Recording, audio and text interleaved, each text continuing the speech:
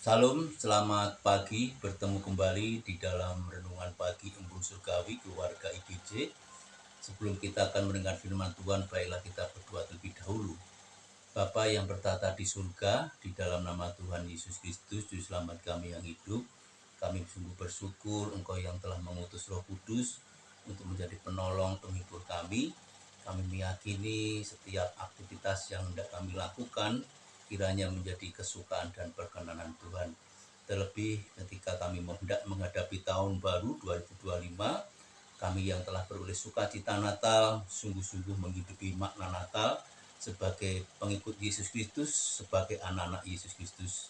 Terima kasih Tuhan, berikan kami hikmat pengertian dan jadikan kami siap menjadi pelaku-pelaku firman-Mu.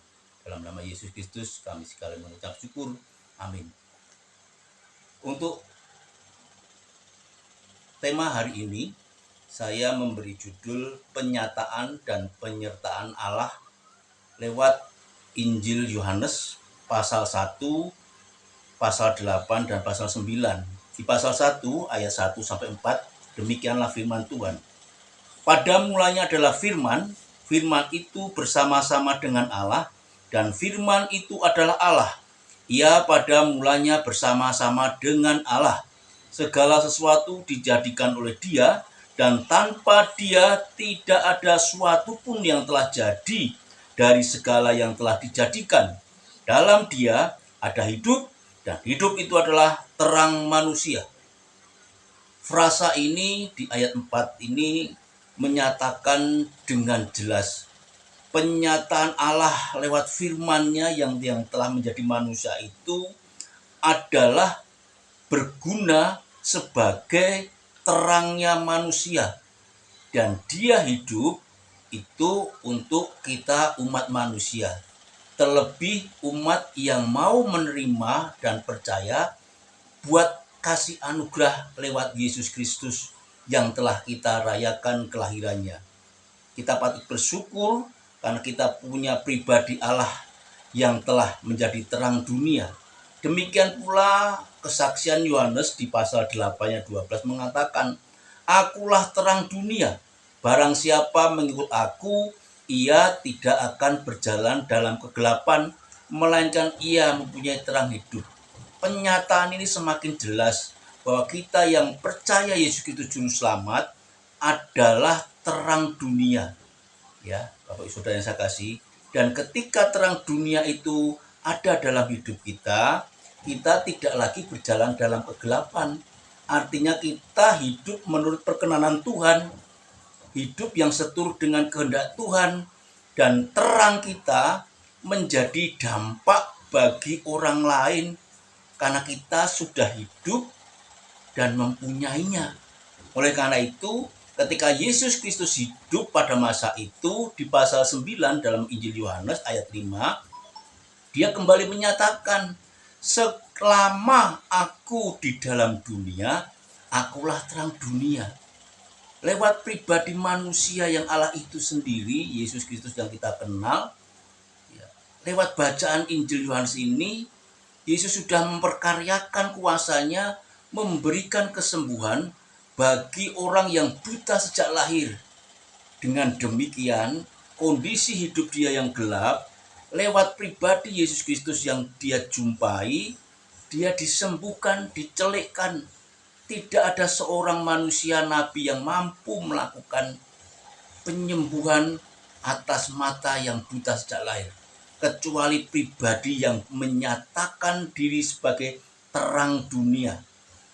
Dan dia benar-benar pernah hadir jadi manusia dan memberikan makna hidup kita yang sekarang ini kita hidupi adalah bagian terangnya Yesus Kristus.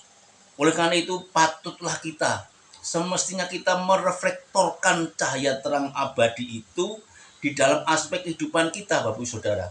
Ada 3 hal yang perlu kita yakini bahwa kita dimampukan sebagai reflektor terang, ya, di mana kita memiliki dan telah beroleh terang. Ya, 2 Korintus 4 ayat 6, kita telah beroleh terang lewat nama pribadi Yesus Kristus jemaat Korintus diajari oleh Rasul Paulus untuk meyakini bahwa kita telah beroleh terang. Sehingga patutlah juga kita senantiasa mengenakan perlengkapan senjata terang di dalam Roma 13 ayat 12. Jadi setiap dinamika aspek hidup kita selayaknya kita memakai perlengkapan senjata terang agar kita yang adalah anak-anak terang hidup terus di dalam terangnya, sehingga kita jauh dan meninggalkan kegelapan. Oleh karena itu Bapak Saudara, banggalah kita di mana kita telah diposisikan untuk bisa menerangi sebuah kota yang ada di pegunungan, yang ada di atas gunung, seperti Matius catat di dalam Matius 5, 14 dan 16. Kami adalah terang dunia. Kota yang terletak di atas gunung tidak mungkin tersembunyi. Hendaklah kita, cahaya kita, terang kita itu menerangi.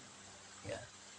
Narasi ini jelas membuktikan fungsi kita yang telah menerima terang itu diposisikan di atas gunung, di mana di atas gunung itu ada kota. Dan kita bisa menerangi, yang sembunyi-sembunyi pun kita bisa menerangi karena posisi kita ada di atasnya. Artinya kita telah diangkat sebagai anak-anak terang yang tugas fungsinya menerangi. Ya, oleh karena itu Efesus 5 ayat 8 mengatakan, hiduplah sebagai anak-anak terang. Oleh karena apa, Bu Saudara? Kita harus hidup sebagai anak-anak terang. Karena kita sudah menerima pribadi Yesus Kristus yang adalah terang dunia, yang Yesus Kristus katakan bahwa dialah terang hidup bagi manusia. Lewat kuasa kasih-Nya, pengorbanannya di kayu salib, Dia memakai kuasa penyataannya untuk selamanya dianugerahkan kepada orang percaya, umat Kristen.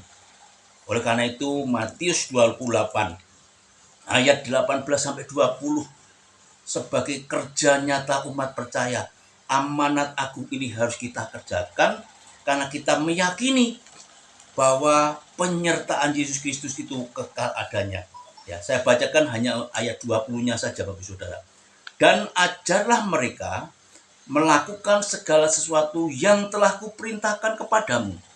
Dan ketahuilah, aku menyertai kamu senantiasa sampai kepada akhir zaman. Yesus akan beserta kita sampai akhir zaman. Artinya sampai kedatangannya kedua kali. Oleh karena itu, penyataan dan penyertaan Yesus adanya kekal. Karena Yesus Kristus terang dunia, berarti kita telah menerima terang hidup. Layaklah dalam tahun 2025 kita akan siap menjadi pembias cahaya kebenaran, cahaya terangnya Yesus Kristus, dan kita hidup sebagai anak-anak terang. Tuhan Yesus memberkati. Immanuel.